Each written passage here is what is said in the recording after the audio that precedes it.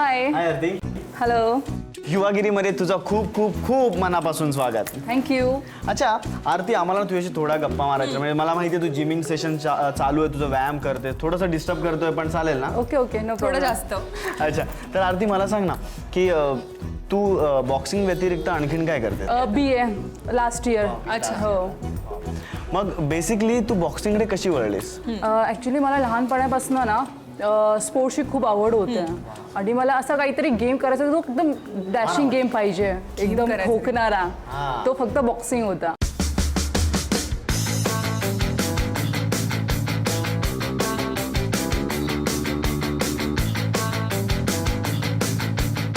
म्हणजे तू जेव्हा ठरवलंस की बॉक्सिंग करायचंय, घरातून परमिशन मिळाली? म्हणजे पहिल्यांदा विचारल्यानंतर नाही, पहिल्यांदा तर नाही. तू एक मुलगी आहेस, तुझं लग्न होणार आहे, तुझ्यासोबत कोणी लग्न नाही करणार, पूर्ण चेहरा वगैरे बिघडून जाईल. पहिले तर परमिशन नव्हती, मग नंतर ना परमिशन भेटली जेव्हा म्हणजे माझे पेपरला वगैरे न्यूज वगैरे आल्या, त्यानंतर मग घरच्यांनी परमिशन दिली. झाले कन्व्हिन्स फायनली.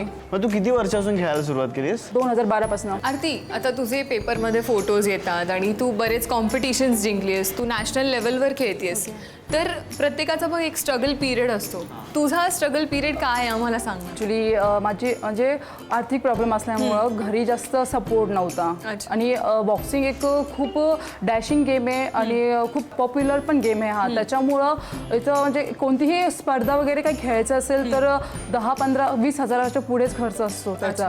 तेवढे माझे घरचे नव्हते करू शकत, पण माझ्या कोचमुळं मला ते म्हणजे आर्थिक प्रॉब्लेम ते दरवेळेस माझं हे करायचे, ॲक्च्युली हेल्प करायचे आणि बाहेरून जे स्पॉन्सर वगैरे असतात ते मला मिळवून द्यायचे. त्याच्यामुळं मला दुसरा काही प्रॉब्लेम नव्हता, पण फक्त आर्थिक प्रॉब्लेम असल्यामुळे तरी पण मी ते सगळं हे करून पुढे गेले. आता तू बॉक्सिंग खेळतेस, तू स्पर्धा जिंकतेस सुद्धा, मग भविष्यात करिअर काय करायचं तू? माझं करिअर तर मला बॉक्सिंगच करायचं आणि मला देशासाठीच खेळायचं ॲक्च्युली. हे आता बस नॅशनल वगैरे नाही, पण आता मला देशासाठी खेळायचं, देशाचं नाव रोशन करायचं. माझं स्वप्न खूप मोठं आहे, ऑलिम्पिक खेळायचं आहे मला. क्या बात आहे, क्या बात. त्यासाठी ऑल द बेस्ट तुला. थँक्यू. इतकं यश तुला मिळालंय आणि की आम्हाला माहिती आहे पुढेही मिळत राहीलच, की तू ज्या प्रकारे मेहनत करतेस, आम्ही स्वतःहून आमच्या डोळ्यांनी पाहिलीची मेहनत. तर मला सांग की तुझ्या लाईफमध्ये इन्स्पिरेशन काय होतं, किंवा अशी एखादी महत्त्वाची व्यक्ती की ज्याच्यामुळे तुला वाटतं तुला हे यश मिळालं? जे माझं बॉक्सिंग करिअरचं जे माझं क्रेडिट आहे ते मी माझ्या कोचला देणार. सरांचं नाव काय तुझं? शकील अहमद शेख. तू प्रॅक्टिस किती आवर्स करतेस, म्हणजे रेग्युलर आणि कॉम्पिटिशनच्या दरम्यान किती प्रॅक्टिस? रेग्युलर जास्त आमचे 2 तास होते आणि जर कॉम्पिटिशन असले तर 2 किंवा 3 टाइम केले जाते. सकाळ दुपार संध्याकाळ 3 टाइम सेशन असतात असे. तर त्यांचे 2 किंवा 2.5 घंटे असे केले जाते कंटिन्यू. आरती, मला एक गोष्ट अशी कळली आहे की तो रिंगमध्ये मुलांना खूप धुतेस. ते असं का? असं काही नाही, मुलं पण आम्हाला धुतात ऑब्व्हियसली, पण शी इज द विनर, म्हणजे ती मारून येते.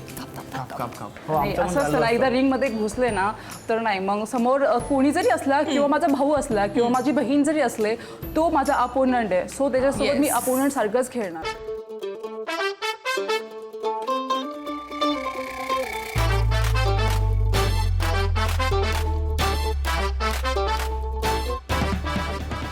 सुरेश, हाय. ही सरप्राईज आलास ना? तुला सरप्राईज द्यायचं होतं. हे बघ, हा रोशन आहे. हाय सुरेश. तुझा युवागिरीमध्ये खूप खूप स्वागत. थँक्यू. हे बघ, घेऊ एक मिनिटं. Yes yes.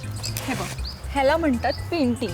सही. अरे अल्बर्ट आइन्स्टाईन ना? येस. डिट्टो वाटतं, मी फोटो पाहिला होता तसा केलं. तू काय काढत होता? क्या बात आहे, क्या बात आहे. ए, ह्याला काय म्हणतात? हे लँडस्केप पेंटिंग आहे. मित्रांनो, किती सुंदर आहे म्हणजे हे. हे बघ, तिथे अजून आहेत, बघू आम्ही. अप्रतिम यार, अप्रतिम. वा, इथे पण मागे पण काहीतरी मस्त आहे. ह्याला हे काय पण म्हणतात? तेच आहे का? हो, ते कॅनव्हास पेपर आहे, त्यावर पोस्टर कलर आहे. हा पेपर पण वेगळा, थोडा वेगळा फील येतो याला हात लावल्यावर. ते खूप छान आहे चित्र. हो. हे संत Ravidas Maharaj. Captain jack sparrow. आपल्या सगळ्यांचं आवडतं. क्या बात आहे, खूप. आणि डिट्टो आहे रे, म्हणजे हो. हे बघ, खूप मस्त. सुरेश, कितवीला आहेस तू आता? माझं BE झालंय. क्या बात आहे, कम्प्लीट झालंय. वाव. आणि तू चित्रकला पण करतोय. किती वर्षापासून शिकतोयस? म्हणजे प्राथमिक शाळेत असल्यापासूनच आवड आहे. मग सुरेश, तुझ्यामधली युवागिरी म्हणजे तुझी स्पेशल स्टाईल चित्रकलेतली कोणती? म्हणजे मी सुरुवातीला पोर्ट्रेट बनवत होतो, पण मग मी काही व्हिडिओज पाहिले आणि अशीच आयडिया आली की आपण ते रिव्हर्स करून पण बनवू शकतो. रिव्हर्स म्हणजे कसं? रिव्हर्स म्हणजे आपण सहजासहजी जे पोर्ट्रेट आपण डोळे बनवतो त्याच्यानंतर ना, बरोबर. तर मग हीच इमेज आपली जी आपला चेहरा असतो तोच आपण 180 डिग्रीमध्ये फिरवला तर ते मी तसं बनवतो.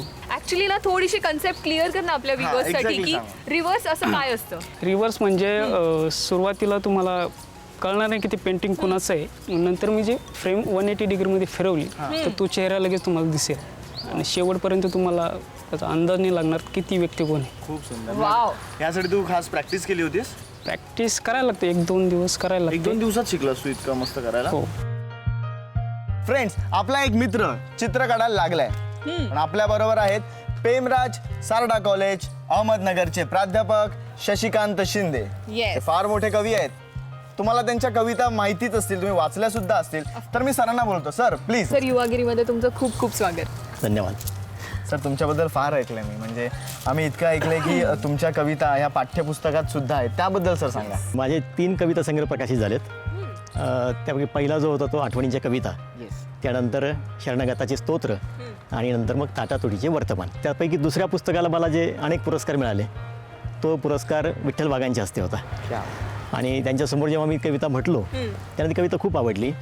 इतरही कविता अनेक त्यांना आवडीच्या होत्या माझ्या, आणि त्यांनी असं ठरवलं होतं की नगर जिल्ह्यातल्या एका कवीला आपल्याला पाठ्यपुस्तकामध्ये आणायचं. क्या बात आहे. आणि मग तो चान्स मला त्यांच्या माध्यमातून मिळाला. सर तुम्ही कवितेचं नाव सांगा ना माझ्या व्ह्युअर्सना. माणूस पण गारठलंय ही ती कविता आहे. इयत्ता 7वीच्या पाठ्यपुस्तकामध्ये ती आहे. इयत्ता 7वी मराठीच्या पुस्तकामध्ये आहे. सर काही ओळी घेऊन जाऊयात ना, म्हणजे जर आता पूर्वी कसा पाऊस काळ 4 महिने असायचा, हिरवगार रान पाहून माणूस खुशीत हसायचा. वा वा. प्रत्येकाची कणगी भरून धान्य मोप असायचं, दूध दुभतं तूप लोणी याला माप नसायचं.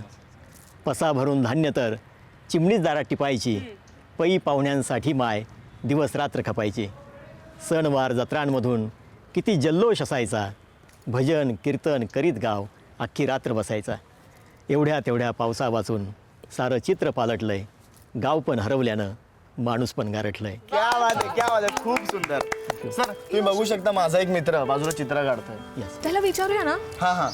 कुठपर्यंत आलं सुरेश इथे बघ. आपल्या विवसला पण सांग ना किती वेळ लागणार आहे. बस 2 मिनिटात. 2 मिनिटं. वाव. सर बघा ना काय वाटतं तुम्हाला? तुम्ही गेस करा. तो बोलला 180 डिग्री मी सांगू काय बर्ड आहे. अजून काहीच अंदाज येत नाही. काहीच अंदाज येत नाही. आपल्याला मग अंदाज नाही. इकडे हे बर्ड आहे ते. अच्छा. सर तुम्ही पहिली कविता तुम्हाला कधी सुचली? तर 12वीची परीक्षा दिल्यानंतर त्या उन्हाळ्याच्या सुट्टीमध्ये मला बाबा कदमांच्या कादंबऱ्या वाचण्याचा एक छंद होता.